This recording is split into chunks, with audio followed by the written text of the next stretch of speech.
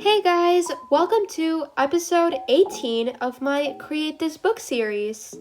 In this episode, I will be doing 3 pages, and I did love how all 3 of them turned out, so stay tuned. The first page that I'm going to be doing is Create a Paint by Number. It's pretty self-explanatory. You just choose a set of colors and assign each color with a number, and you can incorporate that into a drawing you make, make different sections and label them with numbers and then color it in. Off camera, I drew the drawings for the paint by number. Basically, they are a whole bunch of different winter animals. I actually did this page a while ago, back in December. So obviously, I was just feeling like doing something inspired by the season at the time. Once these animals were drawn, I drew in some lines to represent the different sections that were supposed to be colored in the different colors, represented by the number.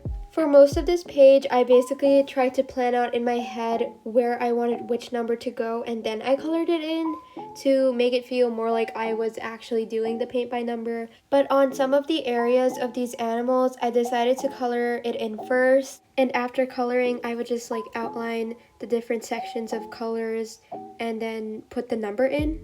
I wasn't expecting this warm gray Uhuhu marker to be so accurate to the actual color of fur on polar bears. Something I struggled with was indicating where shading was used. I ended up just putting the number of the marker even in the spots that were darker because I had layered multiple times. So I guess if somebody else were to do this, it wouldn't look as 3D and detailed as mine looks. As I was coloring, I was also making this table of the marker color and the name of the marker, and next to that I wrote the number that represented that marker. So I didn't have to go back after coloring the entire thing and figure out what color was used where and then add the numbers, because that would have been harder to, recall. Next, I moved on to coloring the deer. I guess you could also classify this as a winter animal, but also I just think deers are cute, which is why I decided to draw it. Once again, I had the same process that I did for the polar bear, but this time, instead of planning out the sections that I was going to color in beforehand, I just colored in and then made the sections and put in the numbers. Same thing for this reindeer. I think I tended to do that for the more detailed and shaded animals, or the sections of the animals that were more shaded. It was quite hard to draw the head of this reindeer. I tend to find side views especially hard because of how one eye is very visible and the other eye is smaller and you can't see it as well. Side views also have a 3D effect, therefore keeping track of all of these things makes it hard to draw. The penguin and the seal as well as the dog were much easier though, which was good. Lastly, I painted the background in blue to represent this wintry, icy scene, but also kind of look like the sky in a way. This was done with my watercolors, of course, because I wanted to give it this blotchy effect. Here is the end result of this page. I like how this page turned out with all of these different animals and the variety you see on this page. It's a self-made paint by number, yet it is also an original artwork, which I feel is quite unique. Though I do think I could have done a better job with indicating more specifically what values and tones of each color were being used. For example, when I was layering a certain color to add shadows, I could indicate that by adding a special number, that this color is layered twice or thrice. That's all I have for this page, so let's move on to the next prompt. The next prompt is Create Nonsensical Creatures. So basically, you draw or assemble made-up creatures. You can do it from your imagination or use bits of magazine photos to invent your own creatures, and you're also supposed to name them. So I just took out my watercolors and painted a whole bunch of random shapes. They're all squiggly, and I wasn't really thinking about what I was doing when I was painting this, because what I was gonna do is turn these shapes into nonsensical creatures based on what the shape looks like to me. This was inspired by a video I watched from this YouTuber called Super Ray Dizzle. She was basically trying out like TikTok art challenges, and one of them was like, I think, like painting random scribbly shapes like this and then like drawing whatever you see. So I kind of took that idea of, painting these random shapes and then drawing whatever I see. But instead of like anything that I see, it was like specifically how I can incorporate that shape into a creature of some sort.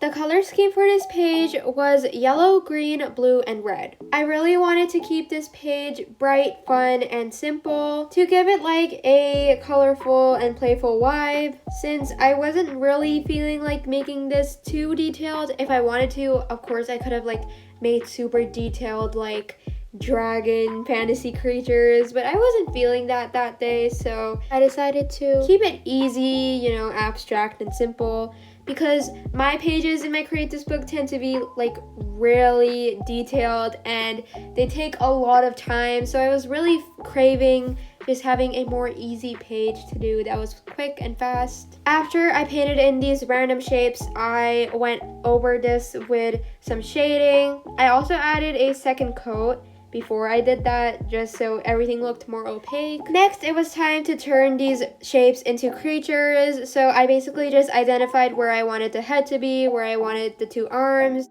I also left out the legs for most of these because I felt like it removed from the simplicity and the basic shapes that these creatures already had. I wanted each creature to have its own uniqueness and, its own personality, so I decided to add in different patterns on top. But these are also really simple. They're just like polka dots and stripes and triangles. To give more of a 3D effect and add some definition and value, I added some colored pencils on top for shading. So these colored pencils would basically just be like a darker shade of the main base color I painted on. This red one took a lot of thinking because there were a lot of different angles I could draw it from, because I feel like there are a lot of places that would work good for the head of that shape. As you could see at the start, I was also like sketching on top of the shapes before actually like going in with pen and turning them into creatures. But soon enough I gave up on that and just like free-handedly went in with my pen. Within these shaped creatures, I also added in little scribbles. You can't really see them, but they do add like a little bit more interest to this page. In the background, I also added some like loop-de-loop scribbly lines here and there, once again to give the background a little bit more interest. Lastly, I named some of the creatures and added in some finishing touch-ups. Here is the end result of this page. I did like keeping this page more simple and having it be easy for a change. I do love this page for the creativity that took place in the process. The bright colors and personalities, as well as the different angles and stuff that I managed to draw these in. I just really like how it all came together as a whole. Let's move on to the last page. The final prompt is create a collection. So basically, you just represent whatever collection you have. You could start a collection and just present it on that page, or you could just draw a collection you have. The collection that instantly came to my mind was my art supplies collection. Because I am constantly making art and have been for more than the past 2 years, I have also managed to develop quite a large collection of art supplies. Obviously, I couldn't just put all of my art supplies and like draw all of it on one page. That would definitely not work. So I just incorporated all of the main art supplies I use whenever I draw, and I individually drew all of these different supplies and just put them together as if I were making like a collage. Some of the supplies I decided to draw on colored cardstock just to add more interest and bright colors to this page. Do you guys remember my art last year at around this time? In around February, March, April 2021, I was really into making my line art really messy and scribbly on purpose. Like, that was something that really defined my art style at the time. I decided to bring that back for this page and just make really messy line art on purpose. My line art slowly became a lot cleaner, but I did want to bring this back just for fun because I hadn't done it in a while. After going back and redoing this look, I realized that I quite like this way of doing line art, which is why in the first prompt when I created like all those little creatures, I also like added the scribbliness. The sections that I had not drawn on cardstock and then stuck into my Create This book, I then went and colored in the backgrounds of those areas in different colors that matched the colors of the cardstock that I had stuck in. I also did this for some of the blank spots where I hadn't drawn anything. Here is the end result of this page. I like this and I liked bringing back my old style for this, as well as all the different colors used and how the cardstock really makes things pop out. I also enjoyed making the layout for this. I do think that for some of the art supplies, I could have drawn their shapes better and like made them more accurate. But apart from that, I overall really like this page. That's it for this episode. I hope you guys enjoyed it and I will see you next video. Goodbye!